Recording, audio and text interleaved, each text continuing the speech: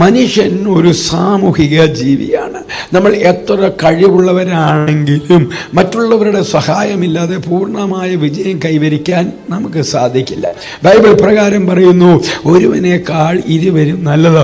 അവർക്ക് തങ്ങളുടെ പ്രയത്നത്താൽ നല്ല പ്രതിഫലം കിട്ടുന്നു. സഭാപ്രസംഗിയുടെ പുസ്തകം 4-ാം അധ്യായം 9-ാമത്തെ വാക്യത്തിൽ, ഒന്നിച്ചു നിൽക്കുമ്പോൾ ഭാരം കുറയുകയും ഫലം വർദ്ധിക്കുകയും ചെയ്യുന്നു. ഒറ്റയ്ക്ക് പെയ്യുന്ന മഴത്തുള്ളി പെട്ടെന്ന് പറ്റിപ്പോകുന്നു, എന്നാൽ അവ ഒന്നിച്ചു ചേരുമ്പോൾ ഒരു മഹാസമുദ്രമായി മാറുന്നു. മറ്റുള്ളവരുടെ കൈ പിടിക്കുമ്പോൾ മാത്രമാണ് നാം യഥാർത്ഥത്തിൽ ദൈവത്തിൻ്റെ കരങ്ങളായി മാറുന്നത്.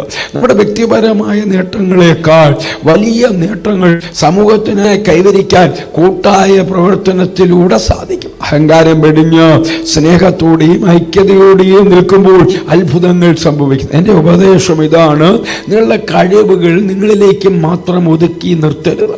മറ്റുള്ളവരെ സഹായിക്കാനും അവരോടൊപ്പം ചേർന്ന് പ്രവർത്തിക്കാനും മനസ്സ് കാണിക്കുക. ഒരുമിച്ച് നടക്കുക. അപ്പോൾ നമുക്ക് കൂടുതൽ ദൂരം എത്താൻ സാധിക്കും. ക്രിസ്തുയേശുവിലൂടെ നിത്യതയ്ക്ക് ഉതകുന്ന ഒരു നല്ല ദിവസം ആശംസിക്കുന്നു.